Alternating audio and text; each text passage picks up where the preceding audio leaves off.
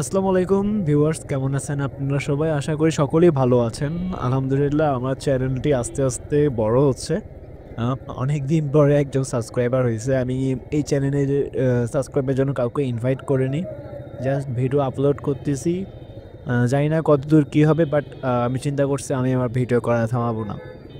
আর যারা যারা আমার ভিডিওটা ভিউজ করতেছেন, ভিডিওটা যদি দেখতেছেন, একটা সাবস্ক্রাইব করে দিলে আমারও উৎসাহ হবে ভবিষ্যতে আপনাদের জন্য ভালো ভালো মানে কন্টেন্ট নিয়ে আসতে পারবো ইনশাল্লাহ। তো আপনারা যারা আমার লাস্ট ভিডিওটা দেখেছিলেন তারা দেখছিলেন যে আমি আমার একটা কাজে নীলফামারীতে আসছি, এখন আবার ব্যাক করতেছি। তো এটা আরেকটা পার্ট, কারণ একসাথে দিলে বড় হয়ে যেত, যার কারণে আসলে আমি এখন এটা আরেকটা ভিডিও তৈরি করতেছি। তো আসলে যখনই এই ধরনের গ্যাঞ্জামের রাস্তাগুলোতে আমি যাই, সবসময় চেষ্টা করি যতটুকু সম্ভব নিজেকে আড়ালে রাখতে। এখন এটা কেন বললাম, দেখেন, আড়ালে যখনই আপনি রাখবেন তার মানে এটাই হচ্ছে যে আপনি এই ছোটোখাটো জায়গাগুলোতে কাউকে ওভারটেক করবেন না। বিশেষ করে এখানে টেসলা যেগুলো আছে, টেসলা বলতে তিন চাকা যেগুলো আর কি, অটো রিক্সা সেগুলোর কথা বলতেছি, কারণ এদের কারণে আসলে রাস্তায় চলাচলটা আসলেই খুব কি বলবো, খুব রিস্কি হয়ে গেছে। আগে আমরা ভয় পেতাম ট্রাক, বাস এদের, বাট বর্তমানে অ্যাক্সিডেন্টের মূল কারণই হচ্ছে এই টেসলাগুলা।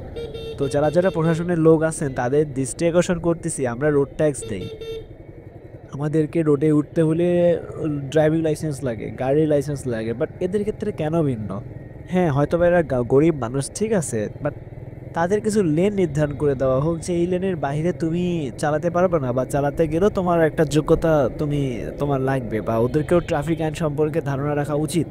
যে আসলে এই যে তাদেরকে কোনো ধরনের ট্রাফিক আইন সম্পর্কে ধারণা না থাকার কারণেই তাদের কারণে আজ অনেক বাইকারই আছে, শুধু বাইকার না, চার চাকা যেগুলো প্রাইভেট কার বলেন, এছাড়াও অনেকেই আসলে ক্ষতির সম্মুখীন হচ্ছে দিনকে দিন।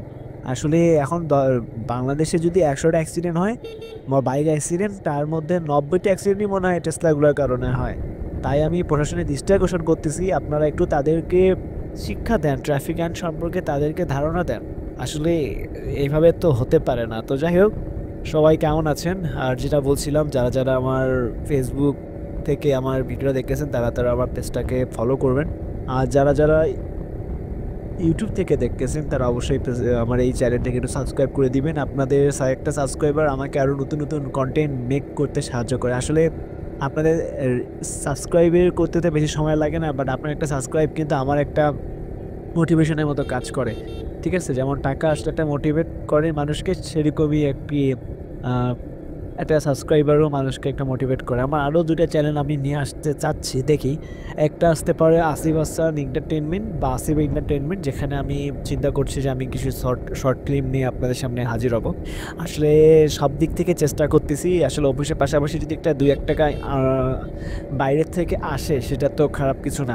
আর অবশ্যই খারাপ কিছু যদি করতেছি না, তাই গর্বসহকারেই অ্যানাউন্সমেন্ট দিচ্ছে যে আমি হয়তো আরও একটা চ্যানেল দিয়ে আসবো, আরও একটা ইউটিউব পেজ নিয়ে, সরি, আপনার ফেসবুক পেজ নিয়ে আসবো, ইনস্টাগ্রামে আসবো, লিঙ্কডইনে আসবো, তারপরে আপনার এক্সকে আসবো, সব জায়গাতে একটা করে প্ল্যাটফর্মে আমি আসবো ইনশাল্লাহ।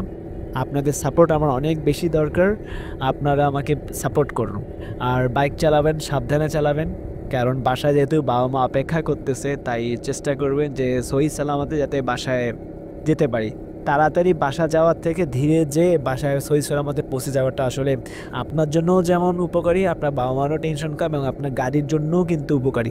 আসলে বর্তমানে 1 লিটার তেলের দাম পড়তেছে প্রায় 127 টাকা।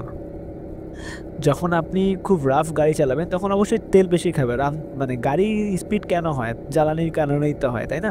বায়ু, তারপরে হচ্ছে আপনার ইলেকট্রিক এবং ফুয়েল, এই কয়েকটা মিলেই তো হচ্ছে গাড়িটা চলে। যেমন প্লাগ, এই জন্য সবাই বলে যে প্লাগ পরিষ্কার করুন, এয়ার ফিল্টার ঠিক রাখুন, এবং হচ্ছে আপনার জ্বালানিটা ভালো মানের নিন, তাহলে তো গাড়িটা ভালো চলবে।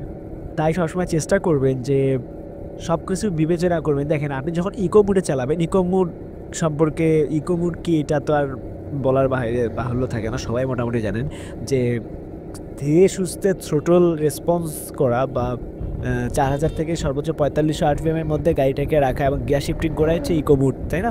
তাই সবসময় চেষ্টা করবেন ইকো মুডে গাড়ি চালানোর, আর সহি সালামতে বাড়ি ফিরে যাওয়ার। আজ আর বেশি কথা বলবো না, আজ এই পর্যন্তই। দেখা হবে নতুন একটা ভিডিওতে ইনশাল্লাহ। ততক্ষণ পর্যন্ত সবাই সুস্থ থাকুন, সবাই নিরাপদে গাড়ি চালান, আর অবশ্যই হেলমেট ব্যবহার করবেন। ধন্যবাদ।